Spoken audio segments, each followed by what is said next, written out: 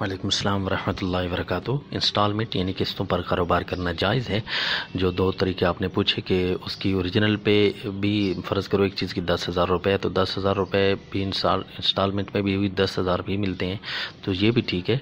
और अगर किस्तों की वजह से एक चीज़ महंगी हो जाती है, मसलन चीज़ 10,000 की और उसको 14,000 पर बेचा जाता है किस्तों की वजह से लेट करने पर, इसे कोई सूद नहीं कहते, ना ही इस पर सूद की तारीफ़ ठीक आती है, बल्कि ये कारोबार करना जायज़ है। अलबत्ता एक बात और ज़रूर है कि ये जो बैंक से गाड़ी वगैरह या कोई चीज़ें आप किस्तों पर लेते हैं तो इनके अंदर एक बीमारी ये है कि इसके अंदर जो है ना इंश्योरेंस पॉलिसी को ज़रूर दाखिल करते हैं, तो लिहाजा गाड़ी वगैरह बैंक से लेना तो इसलिए जायज़ नहीं है क्योंकि इसके अंदर इंश्योरेंस पॉलिसी है, जो कि बीमा जिसे कहते हैं, अरबी में तामीन कहते हैं, तो ये बाकायदा तौर पर एक हराम है। ऐसी किसी भी कारोबार में शिरकत ना करें, ना ही इंस्टॉलमेंट पर जिसके अंदर जो है बाकायदा तौर पर यानी ये इंश्योरेंस वगैरह का कोई हिस्सा हो।